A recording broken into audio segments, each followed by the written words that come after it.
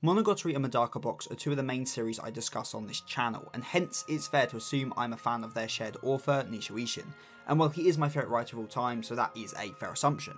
And as a result of this focus on his most popular work, Monogatari, I've had quite a few requests to cover other series of his on the channel. Pretty Boy Detective Club has been requested once or twice, Zaragoza on many occasions, though since I haven't actually read it yet, that kind of explains the lack of those vids on the channel. But the series I think gets mentioned the most to me is Katanagatari, a very unique viewing experience that leaves many unsatisfied with what is fairly commonly viewed as a pretty bad ending. However, although I can understand the feelings of one who was disappointed with the ending, especially in the apparent 180 flip of Togame, I personally really love it and think it perfectly ties in with one of the most central themes of the story, of what it means to be human and why we should not be chained down by legacy. And so that is of course what we shall discuss today. If you find yourself entertained at any point during the video, then consider liking, subscribing and ringing that bell, as I can explain to you how much such a small action can do for this channel. If you want to support this channel even further, then perhaps check out my Patreon. Anyway, on with the video. Katanagatari has a lot of flavour, a beautiful art style, countless interesting characters and 12 mysterious swords. But in the end, most of this amounts to little in the grand scheme of things. The swords are all broken, all the ninja die, and the shogun was replaced off screen with a random inheritor. And I think this is all deliberate, because one of the main themes of the series is that of legacy, and why legacy is bad. Which is why all these plot points end up in the grand scheme of things pointless, because they were all tied to the legacy and the missions of our two protagonists, and as shown by the ending of the series, these legacies and these missions were pointless.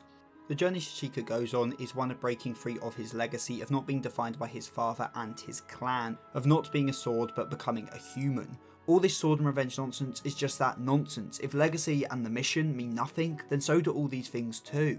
Which understandably leaves a very bad taste in one's mouth after finishing the series. As well, all this stuff we were so invested in was pointless. And that's the point. But this really goes to show the resolve of Nishiishin as a writer, being willing to, in the eyes of many, ruin his own story in order to impart a certain message on the reader. And the reason I brought this all up so early into the video is because I think Shichika's development makes a lot more sense if you already have this mindset that the journey itself and the mission especially are not what's important. So anyway, as we all know, our two protagonists are Shichika and Togame. One is a sword who wants to preserve the legacy of his father and his clan, to be a tool for his master and do what they desire of him. His mission is to be her sword and nothing more. The other wants revenge for her father. She wants to collect all 12 deviant blades in the name of her mission for revenge. A legacy to preserve and a mission to complete. They are living out their lives not in service to themselves and their own desires, but to the wishes of the dead. As we continue through the story, we see these two slowly get closer and closer to completing their mission, but with every month that passes we see Shichika begin to stray further and further away from his clan and the legacy he was meant to be upholding. There are many bittersweet moments in this series, events that sure do get our protagonists closer to their goal, but come at the cost of the lives of others.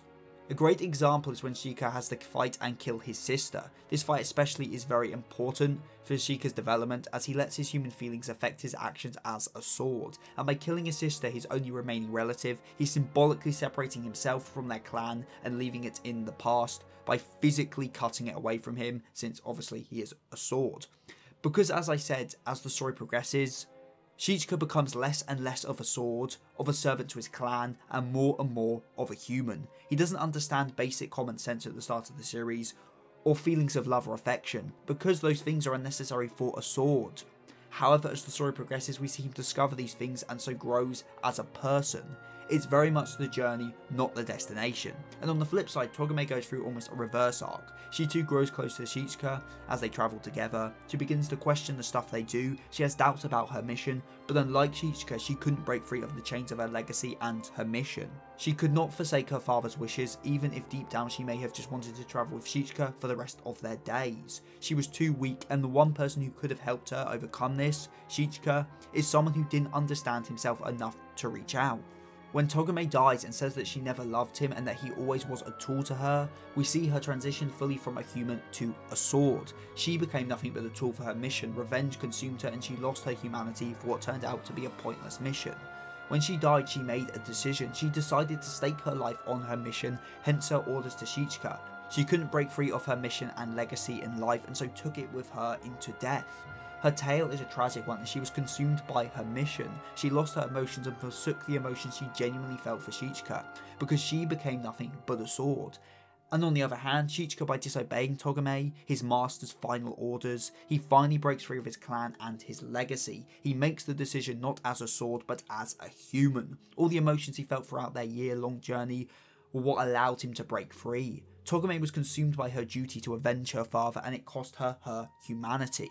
And Shichika was overcome by human emotions, and it cost him his identity as a sword. They both lost something and became something new. Shichika, by destroying all the deviant blades, by systematically tearing down everything that was built up as important across the series, is symbolically tearing down both his own legacy and Togame's duty. Even if she's dead, he wants to free her from the shackles of her duty of her revenge. Not because she ordered it, or because that's what she would have wanted, but because that's what he wanted to do. He ends the story with Hite, someone who, like him, abandoned their legacy. She no longer cares for her family and their status, and like Shichika, lost her partner. These two are both the same, two people who have finally found themselves, who have become free human beings, but at the cost of the ones they love. They stay together not out of love or mutual connection, but out of a shared situation. It's not a happy ending for the two, but it isn't a sad one either. It's just a start for them as new free people with no more shackles to bind them. As everyone is chained down by something, many never escape those chains, and those that do often feel even more empty because of it. But for Shichika, by tearing down the legacy of his clan and becoming a human, he finally discovered the truth. That life is short, and so you must live it for yourself. Things like deviant blades and government plots may seem important, but often they just aren't. You need to live not in the service of legacies or pointless things, but instead for yourself. And that's what Shichika at the end of the story is trying to do.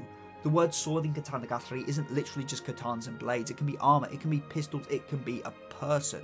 A sword is just a role one plays. It can be purpose for some, a chain for others, but no matter what the sword feels, it will always be a tool to something. And that's why I said at the start of the video that Shichika stopped being a sword, as even if he is still a human weapon who can defeat swords with just his hands, he is no longer in service to anyone but himself, and so is no longer what anyone could define as a sword.